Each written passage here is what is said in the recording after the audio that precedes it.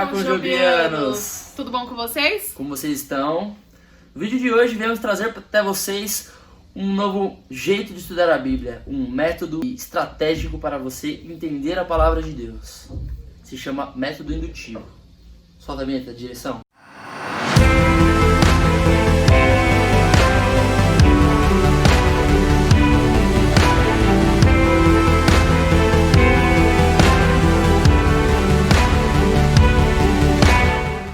Já deixe seu like no vídeo, se inscreva no canal e comente aqui embaixo o que você achou do método, se você quer a continuação da série desses vídeos, né? Se tem algum livro que você queira conhecer mais a fundo, para a gente poder saber e fazer futuramente novos vídeos.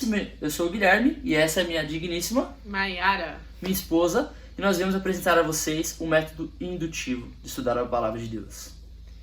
Lembrando que o método indutivo é... Indutivo vem de indução.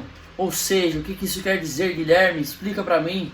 Quando vocês perguntam pro texto alguma coisa e o texto te responde com essas perguntas com informações do próprio texto. Então você extrai as respostas das suas perguntas do próprio texto. Isso é realmente incrível e é uma forma estratégica de você mergulhar de cabeça e ter uma compreensão maior sobre o texto. E só para um adendo, né, como o método indutivo foi uma das maiores descobertas, né, nessa quarentena, porque a gente ficou sabendo, né, foi nos apresentado através de um blog chamado Graça em Flor, e foi justamente naquele momento que o vírus estava começando a se alastrar aqui no Brasil, e aí estava sendo todo aquele desespero, todo mundo vendo o tempo todo notícias, só tragédia, morreram não sei quantos. Então tava todo mundo meio aflito, todo mundo meio preocupado, né? E aí ela trouxe esse método, explicou pra gente como funcionava. Então a gente parou de ficar o tempo todo lá nas redes sociais pesquisando o número de mortos, o número de infectados, e a gente passou a focar na palavra de Deus, né? Então, desde que a gente aprendeu isso, Deus tem falado muito aos nossos corações e a gente já estudou vários livros, né? E tem sido de grande aprendizado, né? Então, primeiramente, a gente faz 5 perguntas arqueológicas, né? Para entender. Primeiro a gente precisa entender sobre o livro, para depois a gente se adentrar nas informações, né? Exatamente. São as tais perguntas arqueológicas. Você entendeu aquele livro que você vai estudar. Então, antes de pensar qualquer coisa, o que o livro está falando, para quem que é, você tem que entender aquele livro que você está lendo. Então, o contexto, época que foi escrito. A gente vai passar as perguntas aqui, não quero dar spoiler até a gente passar por todas as perguntas, mas entenda aquele livro que você está estudando, né? Tenha consciência que nem todos os livros são para evangelismo, embora todos possam ser extraídos coisas para evangelizar pessoas. Só que tem livros com foco em evangelismo e outros com foco mais para comportamentos práticos do cristão, né? E a gente vai estudar ao longo dessa série de vídeos justamente esses comportamentos. Exatamente. Então, primeiramente, a gente faz essas 5 perguntas, né? Que são: quem escreveu, quando escreveu, quem era o público-alvo, o estilo literário e o tema. Então, para a gente responder, para a gente fazer esse estudo, a gente decidiu escolher o livro de Filipenses, né?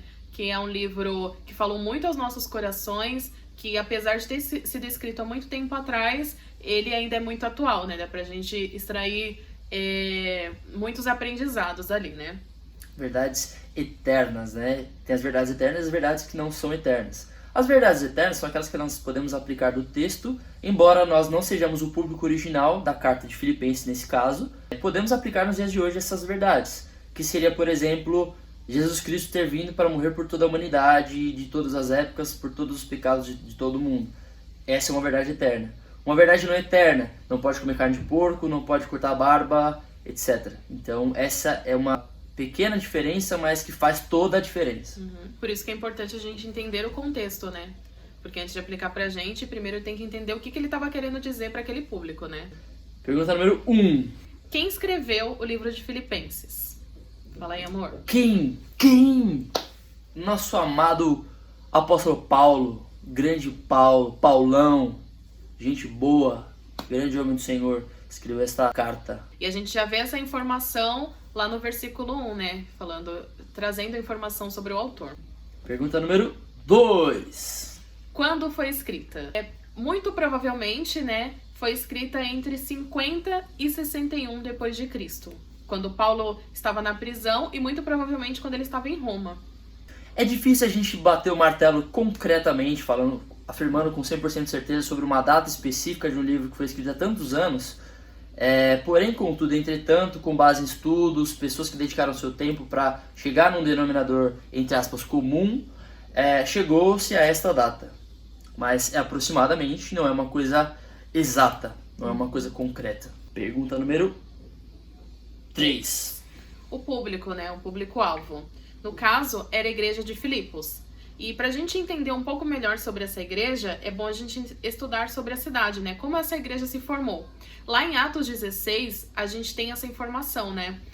A igreja de Filipos, a cidade de Filipos, na verdade, era uma pequena cidade da região da Macedônia. E não é pelo fato dela ser pequena que ela era menos importante, porque ela tinha uma localização privilegiada e ela tinha um importante porto comercial. Essa igreja ela estava estrategicamente colocada ali por Deus, a gente sabe, e é interessante demais quando a gente aprende a enxergar a Bíblia sobre outra perspectiva, uma perspectiva mais profunda sobre a ótica espiritual, porque a gente vê que Deus não faz nada por acaso. A igreja de Filipos estava estrategicamente colocada naquele lugar para ser bênção naquelas pessoas.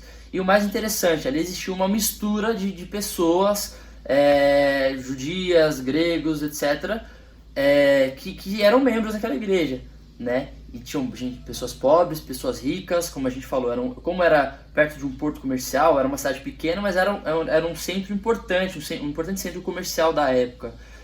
E a igreja começou na casa de uma mulher rica, que era empresária do ramo de púrpura. Ela vendia púrpura, comercializava púrpura. Lídia, grande mulher de Deus, e a igreja de Filipos começou dentro da casa dela. E aí a gente vai entender detalhadamente, se vocês quiserem dar uma olhada lá em Atos, fala sobre os outros membros, né? Que não era só Lídia, né? Tinha Lídia, que era muito bem sucedida, tinha a escrava, tinha também um carcereiro, que ele já estava à beira da morte, né? Já estava querendo se matar. E aí para vocês entenderem detalhes, vocês deem uma lidinha lá, tá? Vocês vão lembrar do carcereiro, uma história muito conhecida pelas pessoas, principalmente se vocês são como eu, que cresceram na igreja, você já deve ter ouvido essa história em algum momento. Como eu não, como nós, né? Você deve ter ouvido essa história em algum momento. Quando Paulo foi preso, porque ele tinha libertado, em nome de Jesus, uma possessa, né? Uma mulher, uma moça que era possessa por demônios, e ela fazia adivinhações para os seus senhores, que ganhavam dinheiro com isso. Então, os demônios faziam algumas adivinhações por meio dessa mulher, que estava possessa, endemoniada, e eles faziam apostas ali e ganhavam dinheiro em cima disso. Então, Paulo ele chega, Deus cruza o caminho de Paulo com essa mulher, ali ele repreende os demônios saem dela, e ela então é liberta por Jesus por intermédio de Paulo. Paulo é usado por Deus. E aí naquele momento, os senhores daquela moça, que era então escrava, viram seu lucro e indo embora. Obviamente eles não gostaram, então eles levaram Paulo para ser chicoteado, ser esmurrado, e então preso. Esse carcereiro, para quem conhece, que eu falei da história que é bastante conhecida, quando a prisão ela estremece, as portas da prisão abrem, e o carcereiro que estava tomando conta, ele pensou em se suicidar porque ele não fez o seu trabalho direito. E ali, quando ele vê que os presos não saíram da cadeia, todos ficaram ali, inclusive Paulo e Silas, que estavam ali presos naquela cadeia, sobre o olhar deste carcereiro, quando ele vê que eles não fugiram, que eles continuaram ali, ele se entrega, né? Ele pergunta, o que eu faço para conseguir essa salvação que vocês estão pregando? Né? Então é esse mesmo carcereiro que faz parte também da igreja de Filipos. Pergunta número 4. O estilo literário. Bom, para quem já estudou alguns livros, né, algumas cartas de Paulo, a gente percebe que Paulo ele é amoroso nas suas palavras, mas quando precisa ser duro, ele é duro. Quando a gente estuda Gálatas, por exemplo, a gente vê que Paulo ele estava bravo, né, por conta das coisas que estavam acontecendo ali naquele momento. Agora, Filipenses, em contrapartida, a gente vê que ele está um pouquinho mais leve, mais alegre. E ele fala com a igreja como se ele tivesse muita intimidade, sabe? Tivesse um grande carinho. Tanto é que é conhecida como a Carta da Alegria, né? E aí, com o passar do tempo, conforme a gente for estudando, né, esse livro, vocês vão entender o porquê, né? Importante ponto aqui, que estilo literário não precisa ser exatamente a forma como Paulo falava, porque como ela falou, é o mesmo autor de cartas diferentes que pode falar de formas diferentes. Então, especificamente para o livro em questão que nós estamos estudando, estilo literário vale o jeito que o autor fala, se ele usa muito verbos imperativos, então faça, seja, ouça, etc. Sabe, questões textuais mesmo. Se ele usa muito contraste também, né? Se ele usa muita figura de linguagem. Então, são essas coisas que a gente costuma anotar. Quinto ponto. O tema central, né? Que é um dos mais importantes. Bom, a gente vê que Paulo, ele escreve essa carta como forma de gratidão pelo auxílio financeiro que a igreja estava dando para ele. E, além disso, ele começa a instruir a igreja para crescer em amor, em unidade e também em boas obras, né? E aí, feitas essas perguntas, a gente começa a seguir o método indutivo, né? Que aí são 3 passos. 3 passos, exatamente. Deixa eu abrir a minha colinha aqui também, porque eu ainda não decorei, tá, gente? Faz mais de um mês que a gente tá estudando isso aí, mas não decoro até agora. Desde a quarentena, né? Nem eu também. Então, eu costumo deixar tudo anotadinho, porque eu tenho uma memória péssima para essas coisas, né? A gente vai falar sobre isso nos passos, mas isso é muito importante. Anote tudo que você tiver que anotar. Dúvidas, os passos que a gente está passando aqui. Dá pausa no vídeo aqui que você está assistindo agora. Agora, tipo, eu tô com dúvida agora. Dá pausa agora. Vai lá, pega um caderno rapidinho. Anota tudo que a gente está passando. Todos os passos. O que a gente precisa fazer para poder compreender de fato os passos, né, do método. E anota tudo. Exatamente. Post-it, coloca cores para você diferenciar. Ajuda muito na fixação. Por isso que eu costumo fazer isso, que nem eu mostrei pra vocês. Eu uso cores, eu uso post-it pra ficar muito mais fácil, né, pra gente memorizar. Então, vamos lá pro primeiro passo. Primeiro passo, a gente só vai observar. Então, você vai ler a passagem, né, no caso a gente costuma estudar por capítulo. Então, você vai ler o capítulo, se for preciso, ler várias vezes, ler em voz alta, pra você ir fixando aquilo na sua mente. Então, e a dica se você puder, você imprime alguma folha, essa passagem, né, pra você fazer anotações, ou se você não se importar, faça anotações na Bíblia, né, também. Eu costumo fazer na Bíblia. Na Bíblia é bom porque, constantemente, assim a gente espera que seja, e que, pra glória de Deus que seja assim, quando você pegar a Bíblia para ler, né, futuramente, assim que você acabar o método, você pega a sua Bíblia para ler qualquer livro e, puxa, o pastor pregou hoje sobre Filipenses, né, num domingo depois do estudo, depois dessa série. Filipenses já vai estar toda marcada, vai ser a sua Bíblia de estudos. A sua Bíblia não é só para ler, mas é para você também estudar. A Bíblia é um livro para ser estudado, então mais uma razão para você fazer na sua Bíblia, mas essa dica que a Mara deu também serve caso você não queira deixar a Bíblia toda marcada, porque realmente são muitas marcações que você vai precisar fazer. Então, se você se importar, você pode imprimir também. Ou xerox, que achar melhor. Sim. E aí, conforme a gente vai fazer essa leitura, é importante você fazer algumas marcações e alguns pontos que você encontra. A gente traz aqui uma lista, mas você pode montar a sua própria lista, com as suas próprias cores, com suas próprias figuras, né? Exatamente. Eu comecei fazendo alguns símbolos, conforme eu ia encontrando algum conjunto de palavras, só que hoje em dia eu costumo usar cor, tanto eu quanto o Guilherme, né? Porque fica muito mais fácil, fica muito mais bonitinho também, né? E visualmente eu tenho miopia e astigmatismo. 2,5 graus em cada olho. Aliás, 2,5 e 2,75. Então, pra mim, ver só simbolinho, então você sublinha, você circula, faz quadrado. Na hora que você vê, é quase a mesma coisa tudo que está marcando. Então, se você é como eu, que tem essa pequena dificuldade, faça com cores que é muito mais fácil. Mas fica a seu critério. Se você não tem essa dificuldade e não se importa, pode fazer também, não tem problema. Então, a gente observa ali o texto, aí, identifiquei uma pessoa. Jesus, Deus, Moisés, Abraão. Então, toda vez que eu identificar uma pessoa, eu vou fazer um desenho. Ou eu vou fazer vou pintar. Identifiquei tempo. Cria lá, faz a sua marcação também. Identifiquei um lugar, Jerusalém, Babilônia. Faz a marcação. Alguma promessa. Vocês terão a vida eterna. Vai lá e faz uma marcação também. Vocês serão perdoados. coisas assim. São promessas. Importante ressaltar, muito importante, cuidado com essas partes de promessa, porque nesta parte deste método você não tem que fazer interpretação, você vai ler literalmente o que o texto está passando para você. Então, se é uma promessa oculta, por exemplo, que o texto não deixa claro, que você tem que interpretar a passagem para chegar à conclusão de que é uma promessa, não marca. Você só vai marcar aquilo que o texto está te falando, literalmente falando. E aí a gente faz também marcação de contrastes, por exemplo, céu, Vida e morte. inferno, vida e morte. Ou senão, por exemplo, Tiago fala sobre se alegrar nas aflições. Exatamente. É um contraste. Como você vai se alegrar passando por aflições, né? Então, são marcações. Comando. Faça isso. Leia. Ame. Então, você vai criar uma marcação. Assim. Seja. Você vai criar uma marcação também. Quando você identificar atributos de Deus, é amor, é justiça, é misericordioso. Senhor, é importante nosso muito Senhor. ressaltar isso, porque às vezes a gente passa despercebido quando a gente fala Senhor nosso Deus, por exemplo, que parece que Senhor já é o nome de Deus, né? Tipo, Senhor Deus, é o nome e sobrenome. Não, mas Senhor também é o que Deus é um atributo de Deus também. Sim.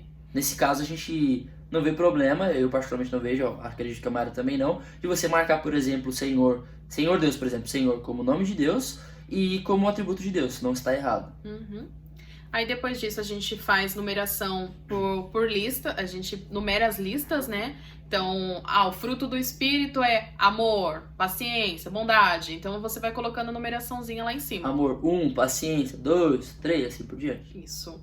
Aí a gente marca também quando a gente encontra transições, né? Porém, mas, entretanto. Então a gente faz uma marcaçãozinha também. E toda vez que a gente encontra uma ideia confusa, eu não tô entendendo o que tá falando aqui, ou uma palavra que você não entende. E aí a gente faz o quê? Continuando. A gente usa o dicionário para entender, e a gente também costuma, muitas vezes a gente não tá entendendo, tá lendo uma versão, por exemplo, a Almeida, né? Às vezes fica confuso. Então aí a gente pega uma outra versão, igual o Guilherme pega a minha, que é a NVI. Ou tá difícil de entender na NVI, a gente vai pra NTLH. E aí acaba que nem precisa muitas vezes procurar no dicionário, né? Fica mais fácil o entendimento. Essas versões diferentes ajudam muito na compreensão, porque às vezes é o mesmo texto, a mesma passagem, só que usando palavras mais simplificadas, e aí isso ajuda muito no nosso entendimento do que o texto está falando. Isso aí. E aí, terminou o passo 1, a gente vai pro passo 2, né? Que é o passo da interpretação. Aí você vai entender o que o texto tá falando para a audiência original, né? Então, o que a gente costuma fazer? A gente primeiro escreve com as nossas palavras aquilo que a gente tá entendendo, né? O que ele tá falando ali. E aí, para ter certeza, a gente busca comentários bíblicos, a gente assiste alguns vídeos no YouTube também de alguns pregadores, e é importante vocês tomarem cuidado também, né? Qual é a fonte que vocês estão buscando. Se possível, busque ajuda do seu pastor, do seu líder de mocidade. Por que a gente fala isso? Porque a internet, na verdade, é uma grande arma, uma grande ferramenta, é incrível a internet, mas ela traz um poder muito grande para as pessoas, e nem todo mundo sabe lidar com isso. Uhum. Cuidado com o que você vai pegar, não é qualquer um, a Bíblia diz isso, na verdade, também, né? Nem todo mundo que fala Senhor, Senhor vai entrar no reino de Deus. O que isso quer dizer? Guilherme, meu Deus do céu, o que tem a ver isso com o estudo que vocês estão falando? Nem todo mundo que vai falar, olha, estou falando em nome de Deus da Bíblia, vai falar de fato da Bíblia com coerência. Então tome muito cuidado com isso, com quem você vai assistir, com quem você vai ler esses comentários para poder ter uma compreensão interpretativa do texto, e caso seja necessário, peça ajuda para o seu pastor, para o seu líder, etc. Então tome muito cuidado com isso. Isso aí. E aí você pode buscar também referências cruzadas, né? Que são as referências que tem lá no finalzinho da Bíblia. Essas aqui, ó. Nem todas tem, né? A minha não tem, a do Gui tem. Então, muitas vezes você consegue entender, tá falando sobre tal coisa, mas tem uma referência aqui. Aí você busca essa referência para você entender o que era aquilo, né? Exatamente. E aí, depois que você teve esse entendimento, o que ele estava querendo falar para a audiência original, a gente vem para aplicação, né? Que é o que a gente pode extrair para as nossas vidas, né? Como podem ser aplicadas como verdades eternas para nós. Então, aí a gente costuma fazer 3 perguntas, que são... A gente costuma fazer 3 perguntas que são: o que me ensina sobre Deus? O que isso ensina sobre mim? E como eu devo responder a isso? Então, que ensina sobre Deus? Ah, eu li João 3,16. Ensina que Deus é amor, né? Que ele amou o mundo de tal maneira. E o que isso ensina sobre mim? Que eu preciso crer, né? Eu preciso crer para que eu não pereça, mas tenha vida eterna, né? E como que eu devo responder a isso? Ah, eu tenho que orar, tenho que confessar, eu tenho que entregar minha vida a Cristo. Entregar minha vida a Cristo, passar a frequentar a igreja, enfim, é pessoal, a parte da aplicação é pessoal, cada um vai aplicar de uma forma diferente. Sejam honestos nessa parte, tá? Porque por que a gente fala isso? Ninguém vai ler seu estudo é seu estudo. Só que seja honesto nessa parte, porque afinal de contas você está buscando compreensão do texto, né? E da mesma forma como pessoas tiram o texto de contexto para virar pretexto, é importante você começar certo a estudar a Bíblia, a estudar a Palavra de Deus, principalmente se você não tem o hábito de estudar a Bíblia, né, mais profundamente. É importante você começar a fazer isso da forma certa. Então seja honesto, muito provavelmente Deus vai falar muito com você, assim como tem falado conosco e com as pessoas que a gente já tem compartilhado esse estudo. Então deixa Deus falar. Se for puxão de orelha, receba o puxão de orelha. Se for o encorajamento, né, seja de fato encorajada a mudança. Por que a gente fala isso? Porque essa parte conclusiva são suas conclusões sobre você mesmo. O que o texto está te falando? Ah, o texto fala para mim que Deus me amou muito e que com isso eu preciso de fato viver como um cristão. Não posso ser só um crente domingueiro que só vai de domingo para a igreja. Não, se Deus está te falando isso, mude isso, procure mudar isso. Porque se você pedir, Ele vai te dar o discernimento. E aí você, né, sabe o que você tem que fazer, aí é com você tem que fazer. É uma coisa que o Guilherme costuma dizer para os nossos jovens, né? Sem resposta gospel. Porque a gente já costuma, o que eu tenho que fazer? Eu tenho que ler a Bíblia, eu tenho que orar. Isso aí a gente já sabe, né? Isso é o óbvio. Então a gente tem que focar naquilo o que a gente está fazendo de errado e como a gente pode mudar. Como a gente pode melhorar. Ah, eu não tô me dedicando muito, não tô demonstrando muito amor pelos meus irmãos. Então como é que você vai fazer isso? Ah, eu vou começar a pedir perdão, eu vou me reconciliar. Enfim, você tem que pegar o texto e começar a aplicar ele para sua vida. O que tá acontecendo de errado? O que tem em comum com o público original? E o que o autor os orientou a fazer, né? O que Deus orientou que eles fizessem, né? Então a gente tem que pensar em tudo isso. Como ela falou, não vem com resposta de gospel, não. Ah, se Deus tá falando... o que o versículo fala? Que Deus é amor. O que fala sobre mim? Que eu sou amado. O que eu tenho que fazer? Amar os outros. Não. Como eu posso fazer isso? Pense, raciocinem sobre isso que vocês estão aprendendo, que isso vai fazer com que vocês aprendam mais. Medite, né? Medite na palavra. Exatamente. Então é isso, galera. Esse foi o primeiro episódio da série de estudos sobre o método indutivo. Deixa aqui embaixo nos comentários sugestões. Gosta desse livro? Já leu Filipenses? Não leu ainda? Deixa aqui embaixo, a gente quer saber muito sua opinião. Deixe sugestões para próximos estudos, caso vocês gostem dessa série de estudos sobre o método indutivo, livros que vocês queiram aprender. A gente vai atrás, aprende para poder passar para vocês e juntos a gente cresce. Essa é a vontade de Deus para as nossas vidas, que nós possamos nos ajudar a crescer e frutificarmos para a glória de Deus. Isso aí. Beleza? E para lição de casa, tentem aplicar isso aí que a gente está falando, né? A gente vai tentar disponibilizar no Instagram da Conjob. A gente vai tentar disponibilizar lá na página da Conjob, né, esses métodos. Então, tentem seguir, tentem fazer, que aí no próximo vídeo a gente começa a fazer a interpretação juntos, né? Fechou? Combina? Deus abençoe, fiquem com Deus e até o próximo vídeo, hein?